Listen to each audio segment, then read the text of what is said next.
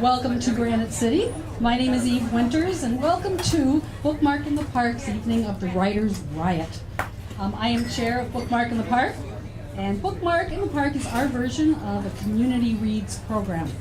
The idea was started by two wonderful people, Bob Ramsey, who is an author himself and a former school official, and Mary Bloomgren.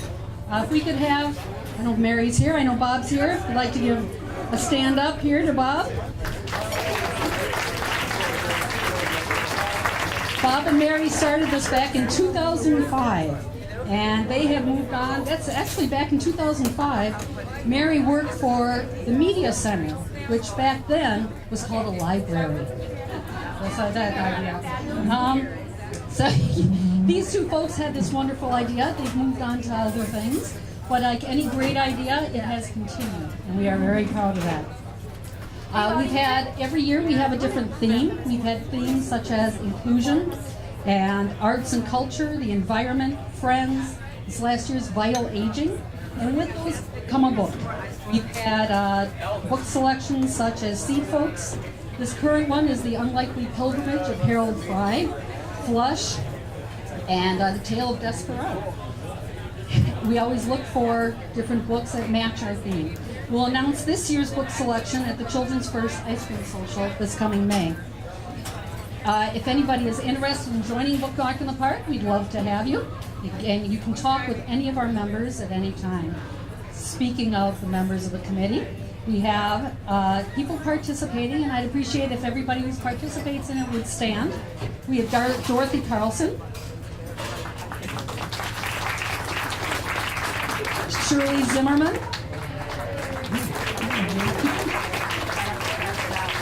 Mary Hendricks, Lisa Green, Lisa Jellander, and Rich Dunlap.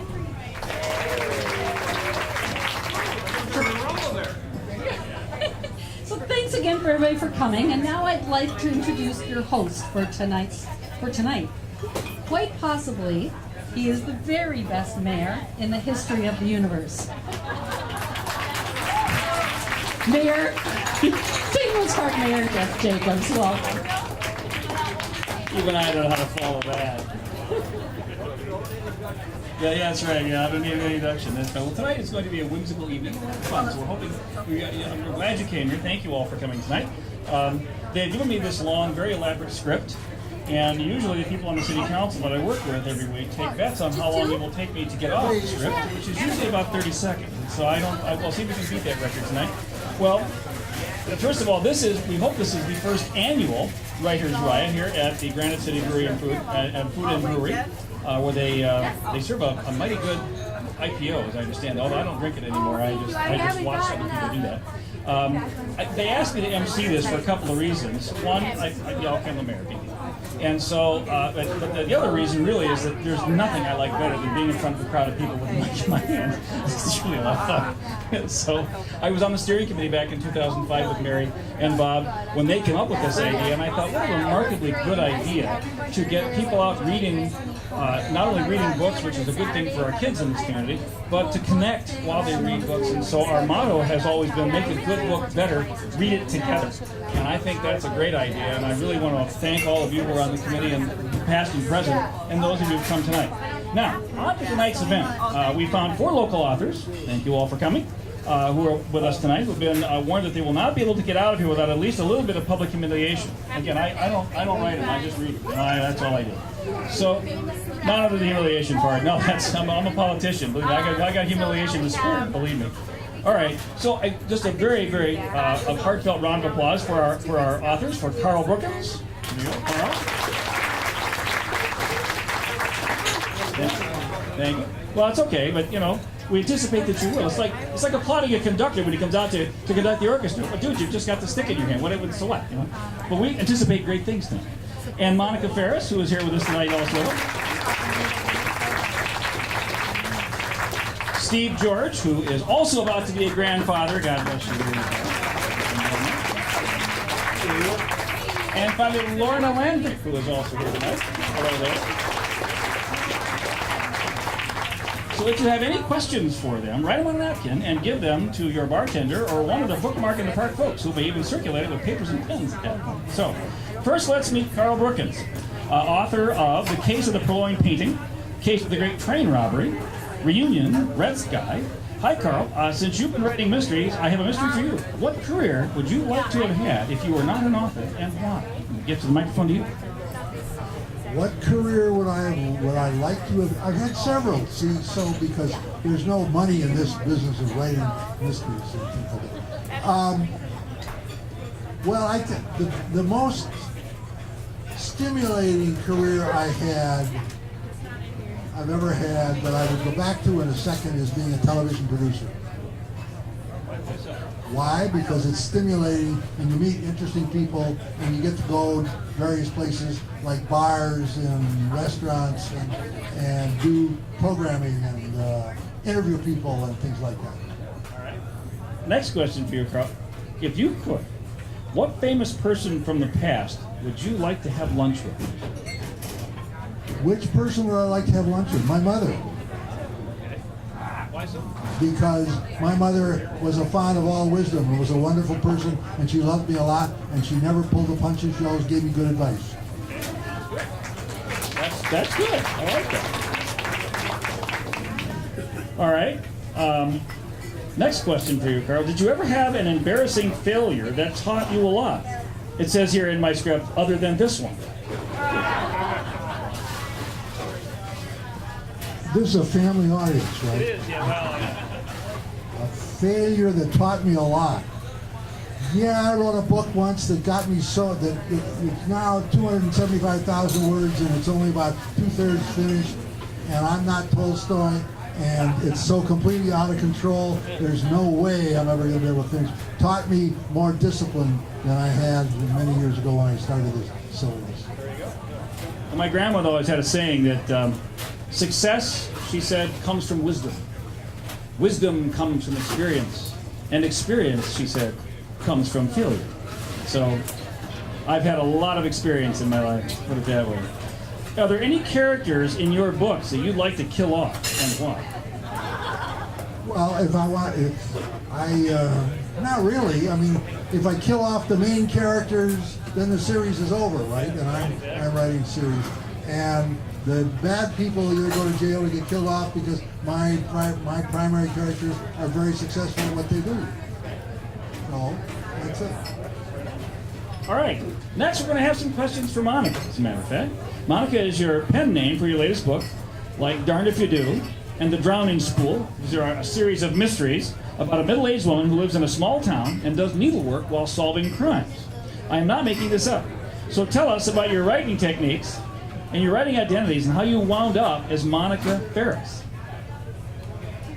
This is my third pseudonym. I started out as Mary Monica Paulville, which was my maiden name. Then a friend and I collaborated on a series of medieval mysteries, and I picked Margaret and she picked Fraser, so we were Margaret Fraser for a while. And then my editor approached me to write this series, which surprised me. And she wanted needlework mysteries, and she said, make up a new pseudonym. So I picked Monica because that's my middle name, and I picked Ferris because I set the series in Excelsior. And there used to be a little Ferris wheel in the parking lot, and I spin a tail. See there? That's very good. I like that. I remember the Ferris wheel in the Excelsior at the old amusement park down there in the 1970s. Remember that one? The Excelsior Amusement Park? You know what you're talking about?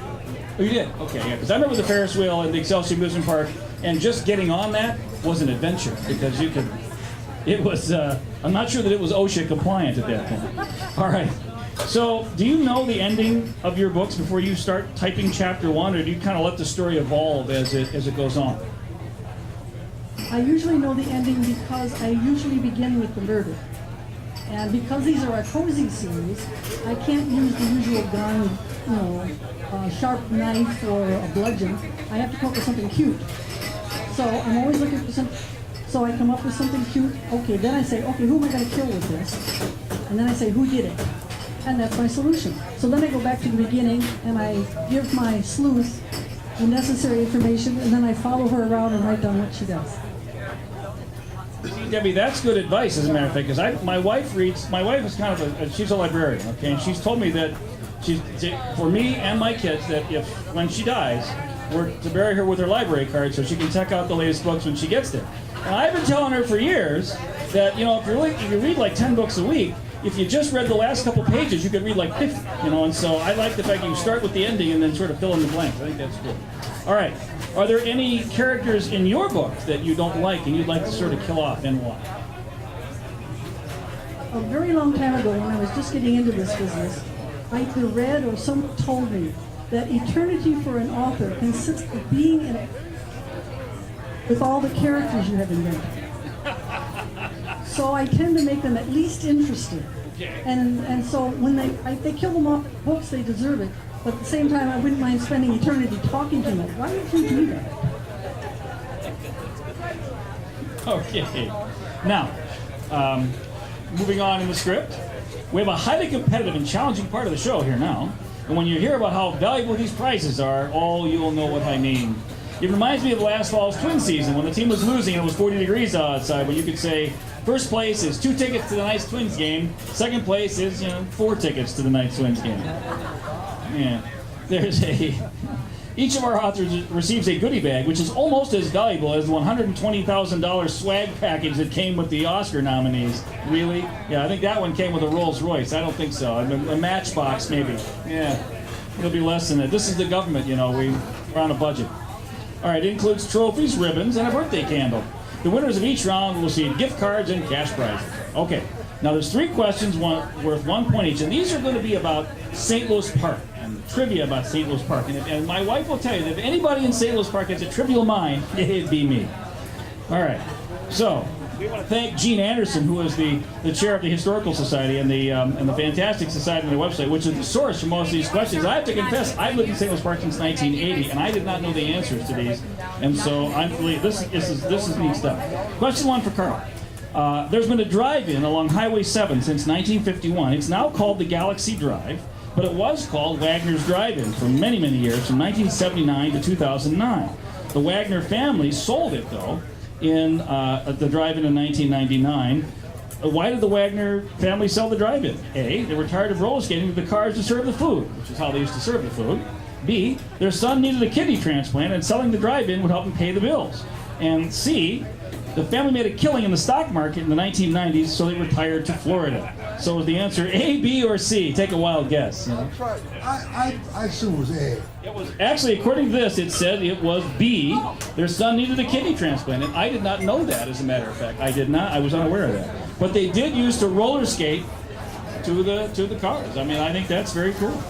All right. Now, question 2 is for Monty. Our host tonight are the Granite City Food and Brewery. It's been open here for about 7 years. There have been a number of uses for this property over the years. So which of the following did not happen? Which of the following did not happen on this very location? A, there was a landfill called the Beltline Pay Dump, better known as Ernie Jacobson's Dump. 2, the Leading Post, a bar and restaurant. C, a large rusted pale blue water tower. And D, a brand new development called West End. What's your best guess? I'm going to guess the water tower. The correct answer is D, the brand new development called the West End.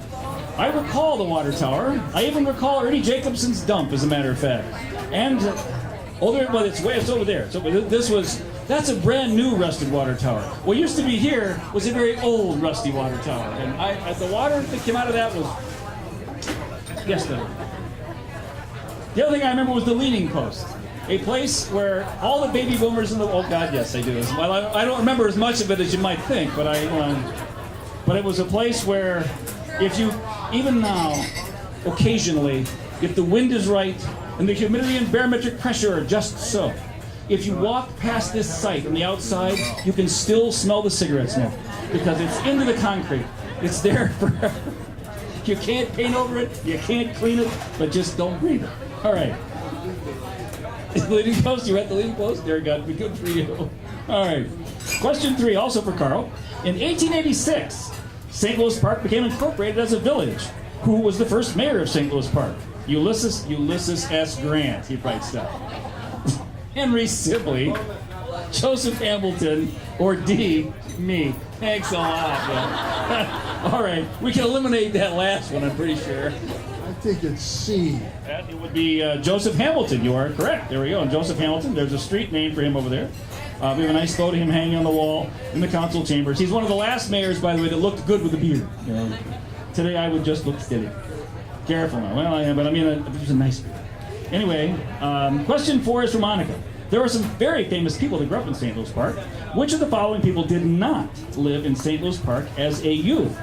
Ethan and Joel Cohen, Senator Al Franken, Thomas Friedman of New York Times fame, and once again they got me here, as a matter of fact. So what is your choice for that? I think the person, because I know Al Franken is from here, and I think I remember that the guy on the New York Times is from here too. So I think it's the first one. The answer is actually me. I did not grow up in St. Louis Park, which is just a terrible shame. When you're 9 years old, you go where your parents take you. You know, I mean, like I was going to revolt at that point, you know.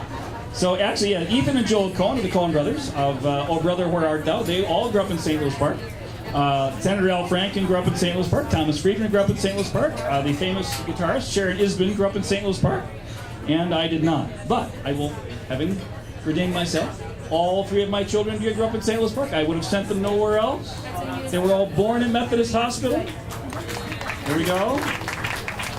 My wife started school in St. Louis Park, where she and her little 5-year-old kindergarten friends would trundle across Highway 7 when there would be a crossing guard in like 3rd grade. Imagine doing that today, stopping the traffic on Highway 7. Bad idea.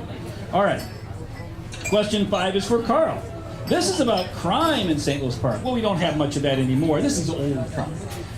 Which of the criminals does not have any ties to St. Louis Park?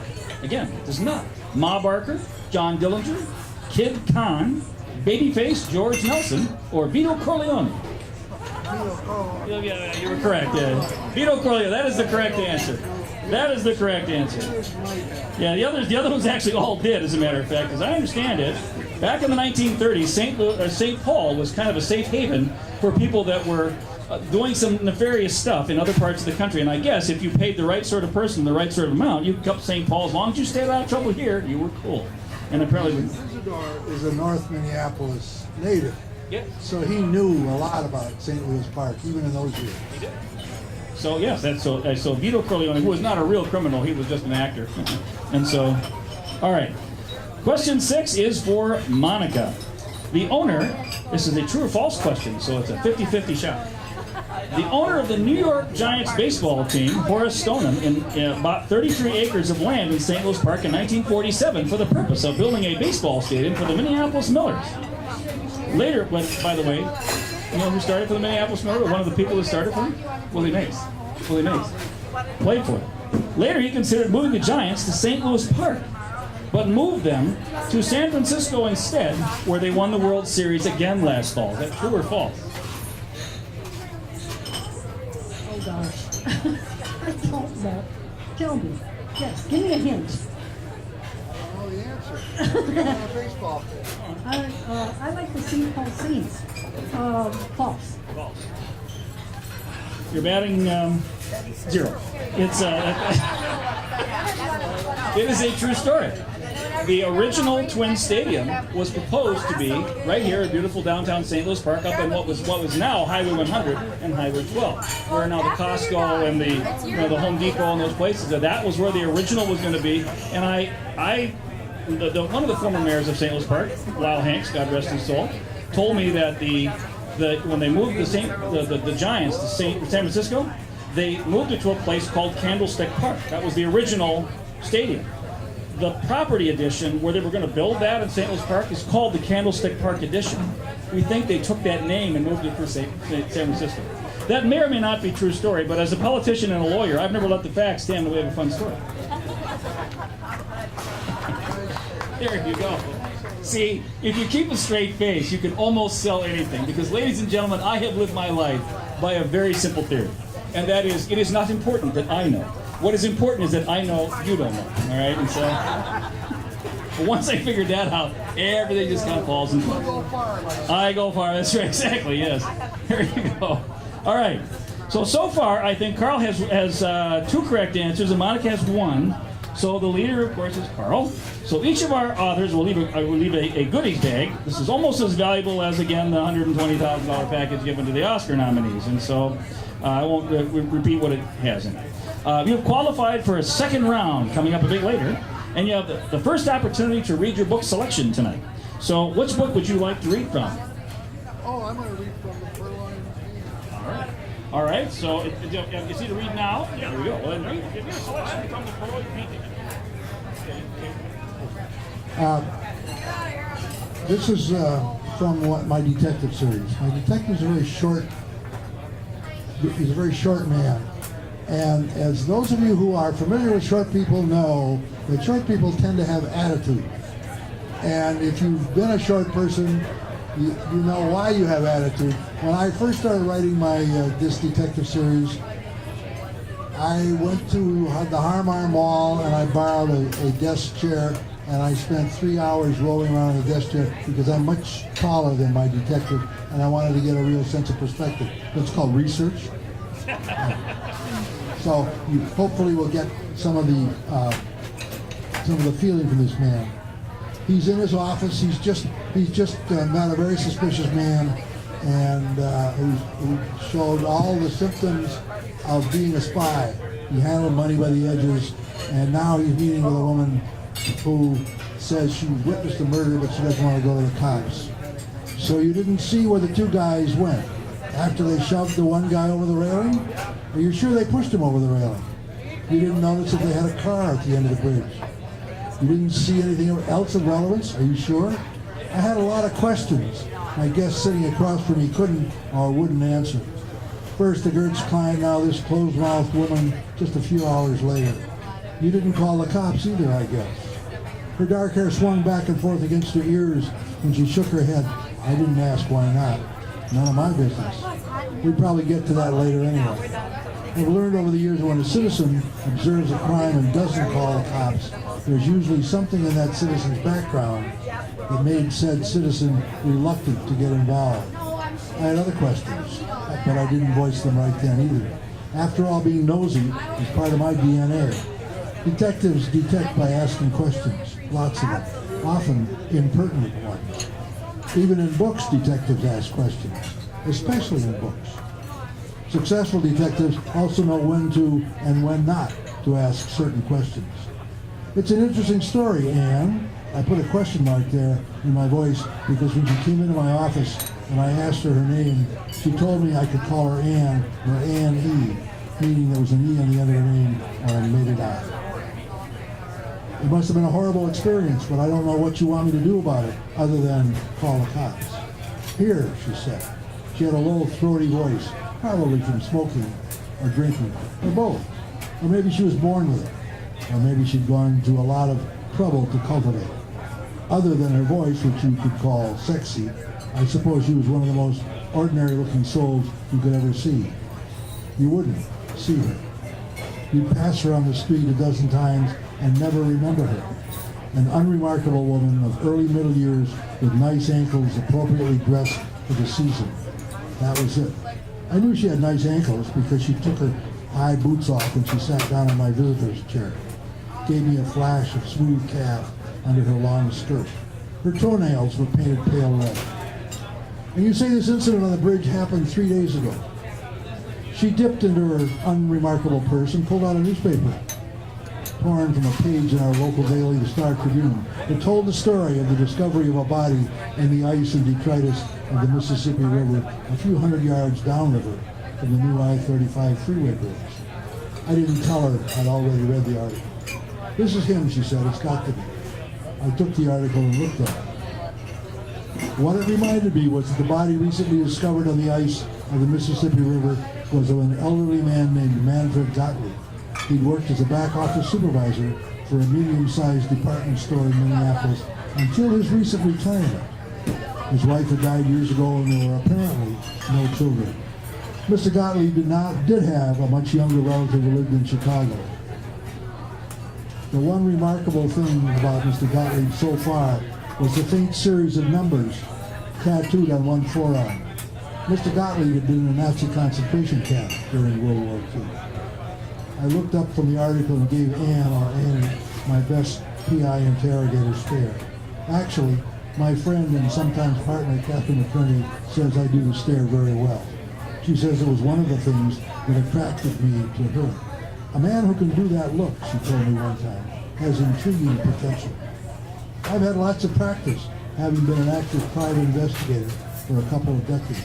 So I gave my visitor my best stare, and after a couple of beats said, after the two men left, you just went on to the opposite way, across the 10th Avenue Bridge, yes? Yes, she said. I kept going the way I had originally intended to go. Thank you. Great. I'd love to hear more, but if you read the whole book for them, they won't buy it. And so we're going to have Monica read a little bit from her book. Just like a few pages out of yours. Yeah, it was a good time. Thank you. A hard stare, huh? Is it Paddington Bear relative? But Elvis was. Yeah, Elvis was. So this is a reading from Darned If You Do, which was named by a fan because my editor didn't like my original title.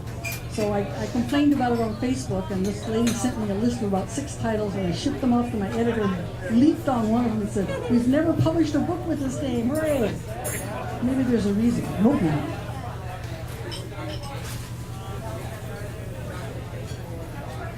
The perils of getting old. Reading here about Valentina, who's the cousin of my going-to-be murder victim. She's in town. The guy was living in a house and a tree fell on it, and he's in the hospital injured. And when they went in to rescue him, the house was packed to the ceiling with stuff. So he's a hoarder. Except it wasn't garbage, some of it's very valuable. There were some nice upscale, these books are all set in Excelsior. Sorry, St. Louis Park. There were some nice upscale restaurants on Water Street, but her purse was slender and her taste plebeian. So she drove a few blocks farther and found a restaurant called the Barley Wine. The hanging sign was artsy, a painted barrel with a bouquet of wheat, no, it must be barley, stuffed in it. But there was a simple neon sign in the window that said, "Eat." That reminded Valentina of signs on cheap cafes from her youth, where the food was unhealthy but plentiful and comforting. She found a parking space and went in. All right, it wasn't as shaggy as she had thought it might be at first glance. The floor looked like real stone cut into uneven slabs, which she knew was more expensive to install than even-sized blocks. But the bar was beautiful carved wood. And most curious of all, if you turn around and look behind you, you'll see what I'm talking about. The wall behind the bar was made all of glass, in which she could see huge steel cylinders that reminded her of a factory. But the smell that permeated the space, besides beer, was of low-fried food. The restaurant's 3 booths were constructed of old-fashioned dark wood, each with a tall pole fitted with brass coat hooks. Nice, or as the kids say, sweet. There were perhaps 10 people in the place, 6 of them seated at the bar, the others crowded into a booth. They were varied in dress and age. Nobody was drunk or loud. The jukebox was playing a big band tune. Valentina chose the booth nearest the back and had hardly gotten around to the short, dominated menu before she was approached by a slim woman with long, dark hair, lightly streaked with gray, and very intense dark eyes. The woman was dressed in a black turtleneck sweater, under a tan cloth apron printed with the word "Barley Wine." "Would you like to begin with a beverage?" she asked. Jesting, Valentina said, "I think I'll have a taste of whatever you're brewing in those tanks back there. You'll have to wait a few minutes. The beer we're making right now isn't ready yet." Valentina stared up at the woman, whose expression had turned humorous. "Oh, this is one of those places that what do you call them? Microbreweries." "That's right." On the other side of the menu was a list of what we're currently offering. Valentina turned the menu over and found a list of beverages, including 6 beers, none of them a brand she recognized. "All homemade, right?" she said, and the woman nodded. "Well, what do you recommend? What kind of beer do you normally drink?" Valentina drew up her shoulders a little and confessed, "Actually, I don't much like beer. I'm more a lemonade and fruit juice sort of person." Well, we have lemonade and fruit juices too. Valentina looked down at the rest of the beverage offerings on the menu's back side and, mindful of her wallet, said, I'll just have water, thanks. And a BLT is chips. Coming right up. As the woman turned away, Valentina admired her dark hair, which was pulled into a very long braid down her back. She always wanted long hair like that, but never could get her own more than a little past her shoulders. While she waited for her order, she began to eavesdrop on the quartet in the booth up the way. She couldn't hear everything because they were speaking quietly, and the music interfered a little bit. Couldn't believe she said that to him. Oh, she's always been the type, said. Goodness told her, you know what she's hearing fragments. I heard he went to Phoebe. Oh, can you blame him? Valentina smiled to herself. It sounded as if Excelsior was a whole lot like Muncie.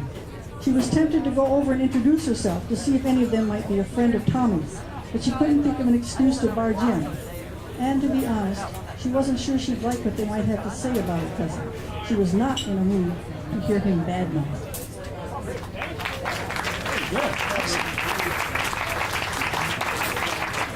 We're going to move to our next group of authors. I'm blocking the view here, as a matter of fact. First person we're going to hear from is Steve George, who is a local author, a resident of St. Louis Park. So, Steve, tell us about your writing background. I've been a freelance writer for about 35 years, mostly for businesses. I've written a dozen books, but the last two have been my first fiction, first novels. I have 4 great kids. My wife's a librarian, works with your wife, librarian. So we've got books in the family. All right. What do you do if you get writer's block? Get stuck in your writing. What do you do to get inspiration? When you write for a living, you can't afford writer's block. So I've always thought that deadlines enforce discipline. That's what I go by, and I just start writing. And if it doesn't work, then I throw it away and start writing some more. But I don't have time for it. So. All right. So a couple of the books you've written, I know, is where did the inspiration come from for Handyman and the lead of Dead Blow Hammer? A few years ago, I started writing a book about a political thriller, and I got about halfway through and realized I didn't know enough to finish it. So I took the advice of a lot of people who say you should write what you know. And while I'm not a handyman, I do enough around the house to at least know my way around tools. And I know Minnesota, so I wrote about a handyman, and I thought, okay, my life is too boring to be a novel. What can I do to make it more interesting? So I put them in situations that make it more interesting. All right, our next author is Lorna Landvik. She's the author of 10 novels, including a recently released Best to Laugh and Mayor of the Universe, no relation. And back in 2012, when Bookmark and the park theme was families, they selected your novel, Oh My Stars, as one of the book selections. So I want to welcome you. Thank you for coming. I will also tell you that I have come in to my house once in a while and seen an angry housewife eating bonbons, as a matter of fact. So I still there chewing on chocolate, and you hide them somewhere in the closet. I've been looking for my shoes every so often, and I find an angry housewife eating bonbons. But I want to ask you, sorry about this, are any of your books you think appropriate for a major motion picture? Who would you cast if they were? Well, I would like to think all of them would be appropriate. If I cast the most current one, which is about a young woman doing stand-up comedy in LA, I would cast myself as one of the old embittered has-beens. And I'd talk like that. Big cigarette hanging out of your mouth. The kind of person who wouldn't even take that cigarette out of her mouth when she tells the state patrol cop to kiss my butt. You know, that kind of way. All right, I got it.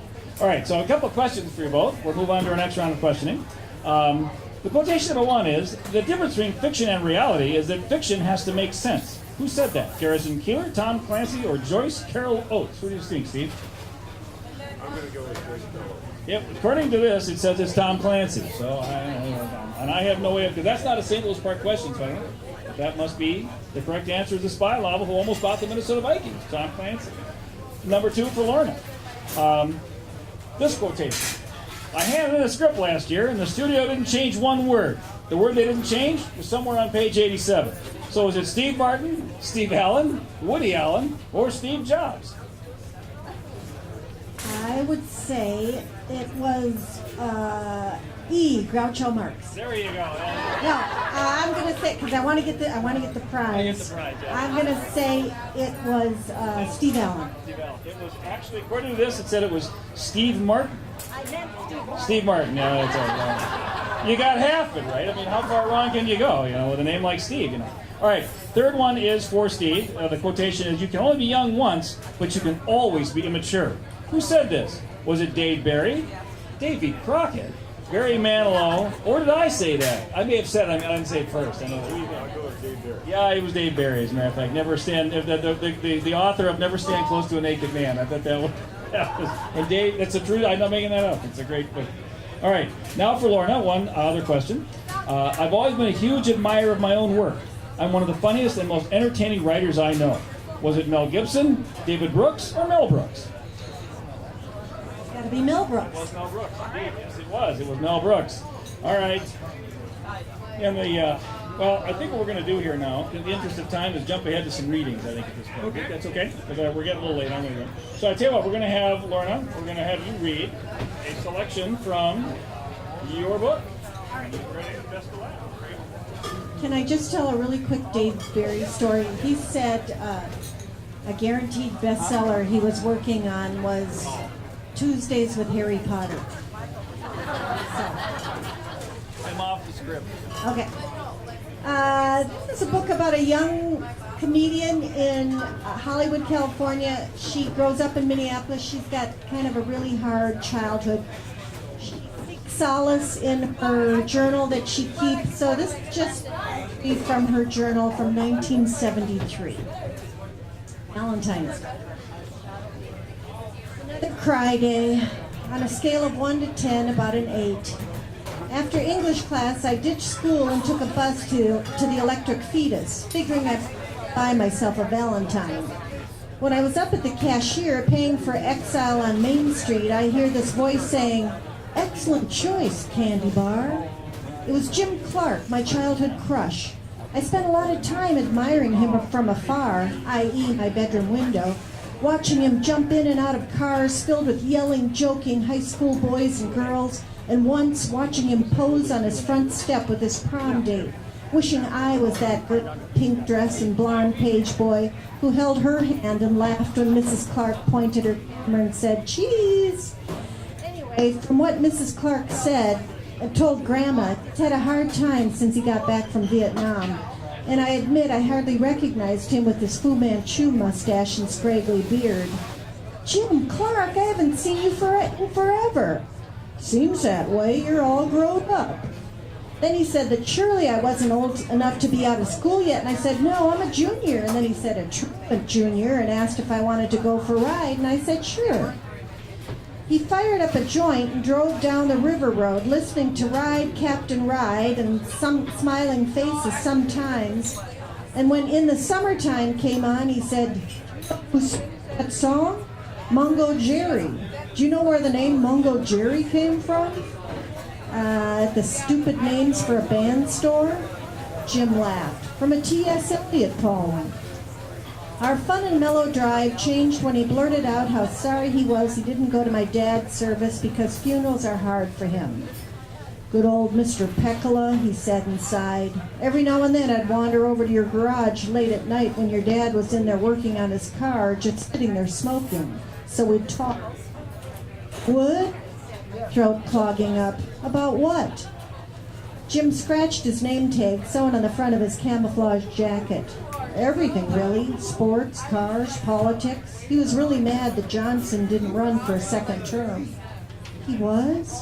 "Yeah, he hated the war, and he thought Johnson was finally wising up and would have gotten us out a lot earlier." Jim took a deep final toke of the joint. "When I got drafted, he gave me his lucky Indian head penny, the one he carried all through Korea. I felt like we were talking about someone I'd never met, and when I told him it was the 3-month anniversary of my dad dying, he said we had to go to Fort Snelling, Stat, and pay our respects. So we drove out by the airport to the cemetery, which is huge and filled with row after row of white headstones that seemed to go on forever. First we stopped at the grave of one of Jim's friends, and he knelt down, his hands running over the engraving like he was reading Braille. The date made me feel like my lungs weren't working. 1949 to 1968. A plane roared overhead, and I wondered if from way up high all those tombstones and all those lines looked like dominoes, and if you flicked the finger they'd all fall down. My dad's grave didn't have its permanent marble headstone yet, more unfinished business, and Jim put his arm around me as we squatted in front of it, and I bawled like a baby. "Life's a bitch, Candy," he said, and then he was crying. I felt like I don't know anything. So I just wanted to bring you all down for a little while. Thank you.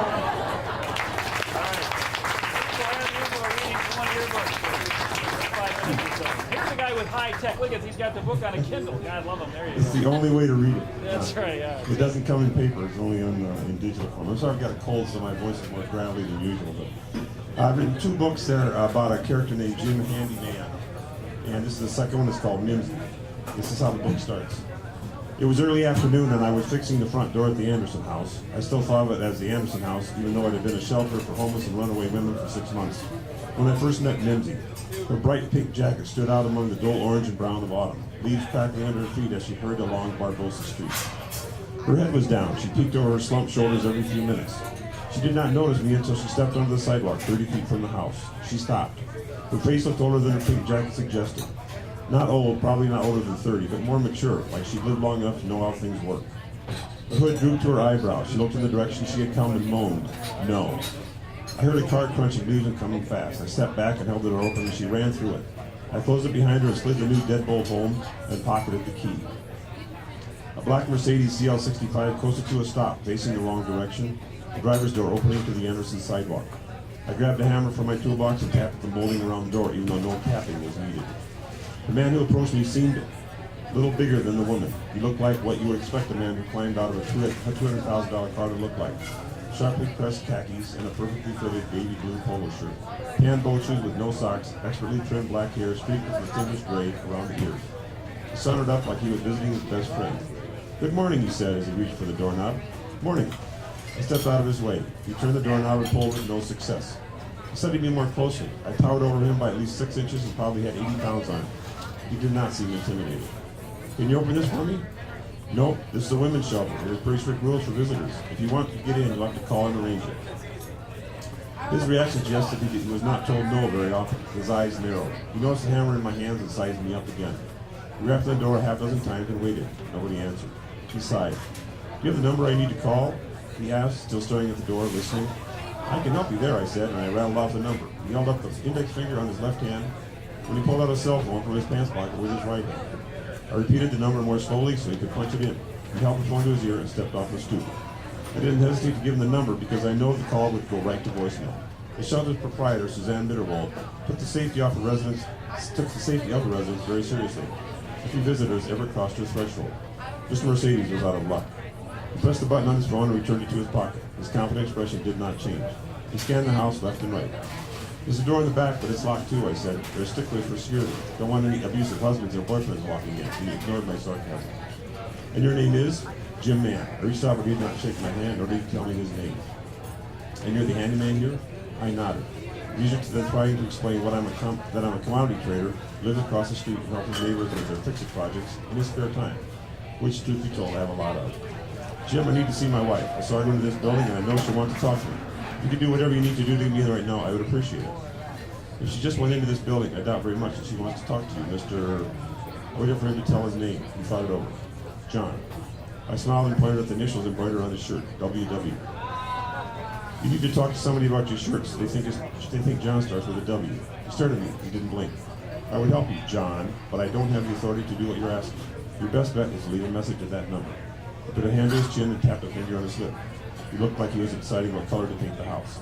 "That's unacceptable," he said. "I'm not waiting to see my wife, so I guess if you'll open this door, I'll have to." There we go. All right, good. All right. Since this is ostensibly a contest to see who is the most popular author here, I've got a couple of questions for it. I'm going to have all of our authors answer these. These are these would you rather questions. Aren't these fun? So, all right, and again, I don't write them, I just read them. And so, all right, well, we'll start with Lorna, with you first. Would you rather be gossiped about or never talked about at all? I would rather be gossiped salaciously about. All right. How about you, Steve? Gossiped about or not talked about at all? I think gossiped about too, yeah. I don't know about salaciously, but... All right. Now, for our Monica and Carl, would you rather have one wish granted today or 3 wishes granted in 10 years? I wish today, I don't know if I'll be alive in 10 years. Good answer, yeah. Well, at my age, longevity is important, so I'll wait 10 years, 20 years, 30, whatever. All right, fair enough. Thanks. Okay.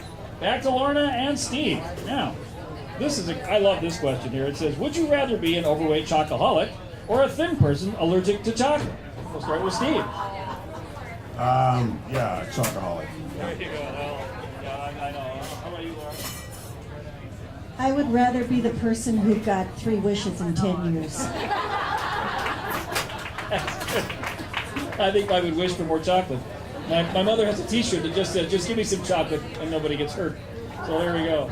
All right, next question. We'll go back to Carl and Monica.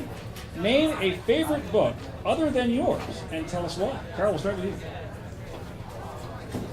Well, my junior high school English teacher introduced me to Shakespeare, and we did dramatic readings rather than just read the books, which opened my eyes to the English language and to a wonderful writer, and he's still my favorite writer, and all his books and plays. Well, if you could come and visit me, our living room has bookshelves, floor to ceiling, with about 3,000 books in it. So this is a really hard question. But I think I'd have to go with Donald E. Westlake's Ground Hopes. It is so hilarious that I tried to read pieces of it to my husband and couldn't because I started laughing. It's just absolutely wonderful. All right, great. All right. And then the last set of questions for Steve and Lorna before we do our voting, and that is, who would you like to see reincarnated and why? Start with Lorna. Does he have to be dead now? Well, reincarnated, yeah. It would imply, yes. I would like to see Clark Gable reincarnated. Why would that? Rawr. All right. I would say Abraham Lincoln. All right. Why would that be? With the disarray in politics, maybe he can straighten it out. Fair enough. Let's hope so. All right. Ladies and gentlemen, what we're going to do here now is we're going, by a show of applause, I want you to tell us who your favorite author is here tonight, and they will get this incredibly valuable swag bag that we have. And I have no idea what's in the swag bag. I just know that it's a small swag bag, so probably the real Rolls Royce is likely not in that. And so, at any rate, we'll start with Carl. Favorite author? Who's it? There you go. All right, fair enough. Very good. And Monica Ferris. All right. And Steve George. And there we go. You brought your own fan session. I'm not sure that's fair. See, you got your own cheering session. And last but not least, Lorna Landvik. What do you think? All right. Well, being that I am a lawyer and therefore not a scientist, this is as unscientific as it gets. I'm going to say that based upon the level of applause, the winner today for the first annual Writers' Riot here at Granite City Brewery and Restaurant is Lorna Landvik. Congratulations. There you go. That's it. I will say also that it was because of her proper use of the word salacious. I like that best of all. All right. Now we're going to open it up now. If anybody has any questions for any of the authors, I'll pass the mic around. There you go. Oh, here we go. Aha. Here we go. Oh, good question. How do you handle rejection by publishers? Let's start with Steve. I don't mean any of that. Why would you Yeah. early on when I got rejected for the business books that I was writing, I figured that was part of the process, so I didn't worry too much about it. And I was lucky to get accepted fairly soon, so I didn't have to go through some that have gone through hundreds of rejections, and I didn't have to persevere quite that far. Did it help? Did they tell you why they rejected? Did you take those lessons? Okay, but if this publisher rejected my book for this reason, did you sort of amend your books in the future to take account of that? Right. No, the publishers don't waste their time with it. They just say no. But I had a literary agent, and he was the one who would talk to them, and he would tell me what they were saying, and that would help. Yeah. Anybody else want to weigh in on that? That's a good question, but how do you handle rejection by publishers? Monica, anything you want to handle? I had a friend who wanted to be a writer, and he kept collecting rejection slips. And he had a ficus tree growing in his living room, and he would bury the rejections. And the dirt there is kind of a sign of it doesn't matter. The tree died. Anybody want to write a book about rejection slips? I mean, that would be the... I drink.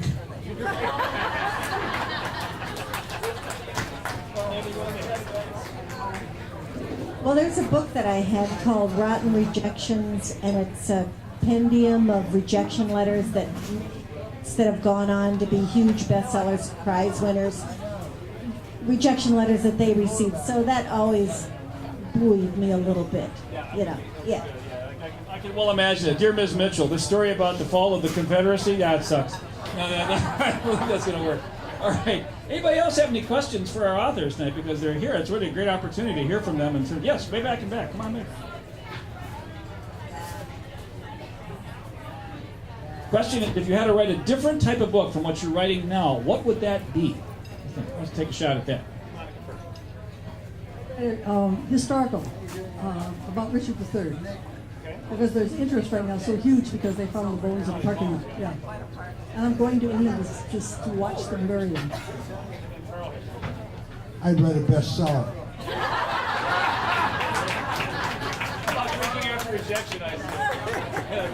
I think I would write dystopian fiction. I'm reading a lot of that lately, and end of the world stuff, and it just kind of sounds appealing.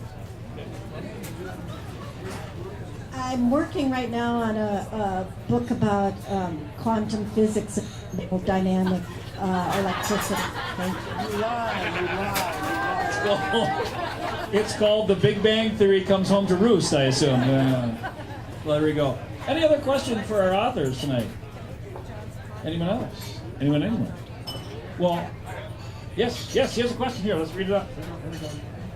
All right. How many times did you have to submit your first book before it was accepted? Good question. I submitted the book to 7 publishers, 4 of which never responded, 2 of which offered a contract, and I picked one of them. Okay. I don't remember exactly how many my first book went through, but it was an awful lot. I even went through different agents trying to sell the book. But then I wrote a second book, and I got a new agent, and she sold it the first place she took it. And they bought it, and then they went back and bought my first book. Oh, okay. Well, very good. Good to see you. If you self-publish, you aren't rejected, so Well, you're there you safe. go. Yeah. My first novel was Patty Jane's House of Curl, and I got 30 rejection letters. And then my agent finally called up and said, I have good news and bad news. The good news is somebody finally wants to buy your book. The bad news is they don't give advances.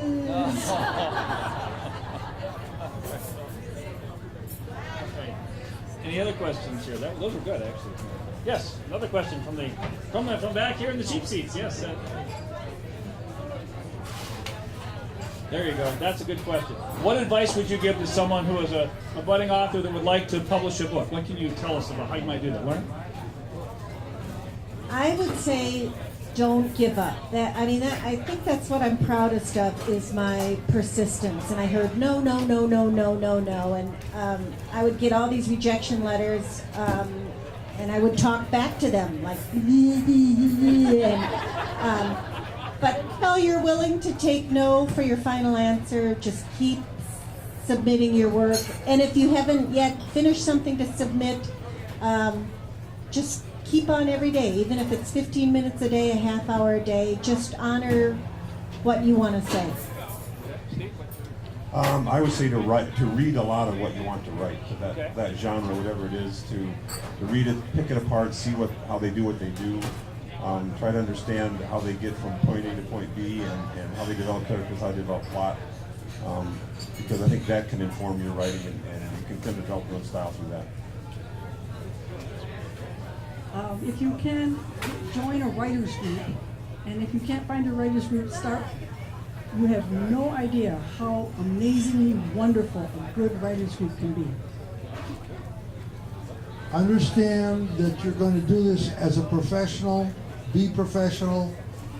Treat it as a business, and persistence. And be persistent about submitting, about writing. You write a book, you send it off. It's circulating. Write another one. Actually, that calls the question that I had. Tell us about the business of it. How do you find an agent? How do you find the best agent? How do you find publishers that might? I mean, if you write mystery novels, for example, I assume certain publishers tend to write those or tend to publish those types of books. Tell us what advice can you give to the people that might want to be authors in this crowd? Carl, we'll start with you. You got a few weeks. You have to do the research. If you're going to write a book about an area that you're not totally conversant in, you have to do some research. Same thing is true when the book is finished and you believe you're ready to send it to a publisher or to an agent. You'll have had it read by your relatives. Ignore their advice. Get it read by somebody who you don't know, whose opinion you trust. Maybe several somebody's, like a writer's group. And you persist then in doing the same kind of research that you did for the content of the book, which is to find out everything you can about the publishing business. And you know where you find that out? You go to the public library. Your librarian has lots of really good resources to help you find the kind of people that you need to submit your book to. Good, excellent advice. Anything you want to add to that? Great stuff. It's very helpful to go to conventions put on by the people who write the kind of books you're looking for. There's mystery conventions, there's romance conventions, there's science fiction. All of them, they all have these conventions. Internet Go. is a good place to find that. Yes, go to the internet. Use the internet. It's just amazing. And when you go there, be nice. Don't be rude. Volunteer. Make yourself known as a good person. Because one of these days, like what happened to me, you'll make a connection and she'll say, why don't you write my agent? I like her. And she likes you. See, do that. What do they call it? Network. Schmoozing, they call it here in St. Louis Park. I think you need a literary agent. You don't have to worry about going to publishers. The agent will do that for you. From my experience, the publishing industry is very much relationship-based, and agents have relationships with publishers and editors. And if you find one that likes what you do, they will be your advocate. So I would say that. Otherwise, I think as far as publishing fiction, with Amazon and Barnes & Noble, you can publish your own. You don't need a publisher. There are more and more authors that are going that route, that are even well-known authors that are deciding they want to retain the right to their books, and so they're publishing themselves. And I think that's worth exploring. It's not really very hard to do. It's free, and your book can be online and in no time. Here's another plug for libraries. I love libraries, although I do think it's important every now and then to buy your own book. But the writer's market is always in the library's reference section, and it's published annually, and it tells you everything you need to know about what to do with your finished manuscript. So that's what I do. All right. Yeah, one more question we got. Yes, ma'am. Humorous stories about your writing experiences. Anybody got any humorous stories? Steve's got one. When I wrote my first book, my first Candyman novel, I sent it to my brother-in-law, who reads the same kind of books I do. I knew he'd like the book. And I told him to give me honest feedback, and he gave right back, and he said, I love the book, but you need more sex in it. Because there really isn't any. So I thought, okay, I took that hard. Well, maybe it'll appeal to the audience. So I sat down and tried to write a sex scene, and it was horrible. So there's no sex in my books because I have to figure out how to write them. I don't know how to do that. If it's a book about how to redo a house, I can tell you from personal experience, it ain't romantic. And cuts, you gotta learn about. Well, I was on a book tour, and I was in a town called Murfreesboro, Kentucky. And I was waiting in the hotel for my escort to come, and a woman was on her cell phone. She was saying, no, Daddy, no, we lost. No, it's pretty bad. I don't know what we're going to do. It's really bad. And I said to her, wow, after she hung up, I'm so sorry, what happened? And she said, "You're not from here, are you?" And I said, "No." And she said, "Didn't you notice all the tall people walking around?" I said, "Oh, I did, in fact." And it turned out it was their state basketball tournament, and they had just lost. And she said, "So what are you doing here?" And I said, "Well, I'm on book tour." "What kind of books do you write?" I said, "Fiction." She's starting to scare me. And she said, "Tell me name of one of them." And I was on tour, I think, for Angry Housewives, but I thought, I'm in the South, so Patty Jane's kind of sounds like the South. So I said, "Patty Jane's House of Curl?" And she goes, she opens her purse up and takes out Patty Jane's House of Curl. And she said, "A friend of mine told me I'm going to be around so many boys and all that testosterone, you better take this book on the bus." You guys want to add to that? No way I could. Not, you know, I don't know. It's a heartbreaking business. It's not funny, even when it is. There's some stuff when you get rejected for the 15th time, when a book you've worked really hard on comes out and you open it up and the last edit you gave it isn't in the book. It's all full of typos. In fact, this book, go to page 207. Near the bottom, there's a paragraph about Jimmy John's. Just cross it out.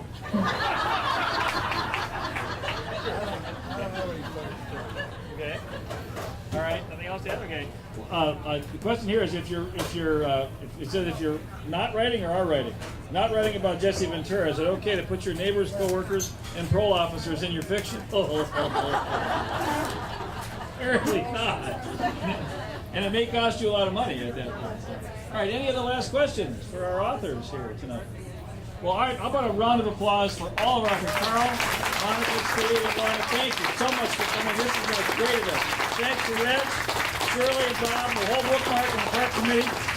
And thanks to Granite City. You've been wonderful. Thank you much. As the man once said, these proceedings are closed. So how about that?